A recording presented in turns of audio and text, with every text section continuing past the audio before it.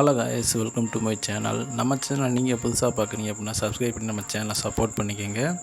நம்ம இந்த வீடியோவில் என்ன பார்க்க போகிறோம் அப்படின்னா, நடிகர் ரஜினிகாந்தோட வேட்டையன் திரைப்படத்தோட ஆடியோ லான்ச் வந்து நேற்று நடந்து முடிஞ்சிருக்கு.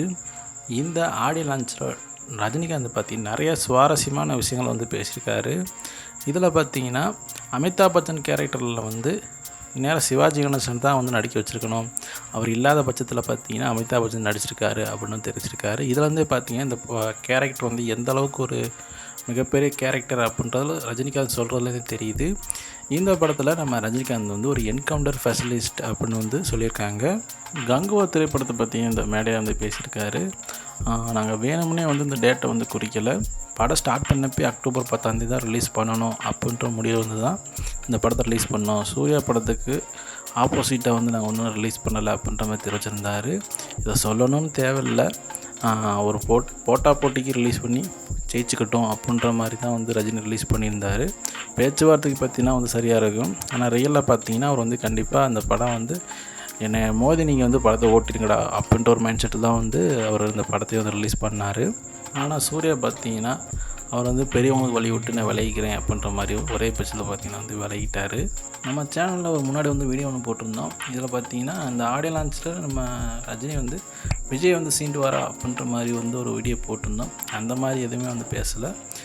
அந்த மூவியை பற்றியும் அப்புறம் அந்த கங்குவா படத்தோட போட்டிக்கு ரிலீஸ் பண்ணது அந்த மூவியை பற்றி தான் வந்து பேசியிருந்தார். விஜய் இந்த இதில் வந்து எதுலேயுமே வந்து இழுக்கலை.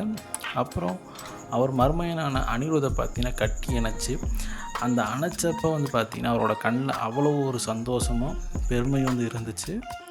இதை வந்து அனிருத் அவங்க அப்பா வந்து பார்த்து ரொம்பவே வந்து சந்தோஷப்பட்டார் அப்படின்னு தான் சொல்லணும். இந்த ஆடியோ லான்ச்சு பார்த்திங்கன்னா ரொம்ப பிரம்மாண்டமாக வந்து நடந்து முடிஞ்சிருச்சு. இதில் நடித்த நடிகை எல்லா பேருமே வந்து இந்த ஆடியோ லான்ச்சில் வந்து கலந்துக்கிட்டாங்க. இந்த படம் ரொம்ப பிரம்மாண்டமாக வந்து எடுத்திருக்காங்க. இந்த படத்தோட ப்ரொமோஷன் ஒர்க்லாம் பார்த்திங்கன்னா வந்து ரொம்ப மும்முரமாக வந்து பண்ணிகிட்ருக்காங்க. இந்த படத்தை வந்து பார்த்திங்கன்னா அக்டோபர் 10 வந்து கண்டிப்பாக ரிலீஸ் ஆகும் அப்படின்ற மாதிரியும் தெரிவிச்சிருக்காங்க. இந்த படத்தை எடுத்த டைரக்டர் தாச்சை ஞானவேல் பார்த்திங்கன்னா கண்டிப்பாக ஒரு கருத்துள்ள படத்தை தான் எடுத்திருப்பார். இதுக்கு அவர் முந்தின எடுத்த படம் பார்த்திங்கன்னா ஜெய் பீம். இந்த படம் பார்த்திங்கன்னா ஒரு ரியல் ஸ்டோரி மையமாக வச்சு இந்த படத்தை எடுத்திருப்பார். இந்த படம் பார்த்திங்கன்னா ரொம்ப பெரிய அளவு வந்து ரீச்சு. இந்த படத்தை எடுத்தனாலே பார்த்திங்கன்னா பெரிய பூகம்பமே வந்துச்சு அப்படின்னு சொல்லலாம். சரி, ஓகே காய்ஸ், இந்த மூவியை பற்றி நீங்கள் என்ன நினைக்கிறீங்க அப்படின்ற நான் கமெண்ட் பாக்ஸில் மென்ஷன் பண்ணுங்கள். இந்த வீடியோ பிடிச்சிருந்துச்சி அப்படின்னா ஒரே ஒரு லைக் மட்டும் கொடுத்துருங்க. நம்ம சேனல் இதுக்கு முன்னாடி சப்ஸ்கிரைப் பண்ணாமல் இருந்தீங்கன்னா சப்ஸ்கிரைப் பண்ணிக்கோங்க.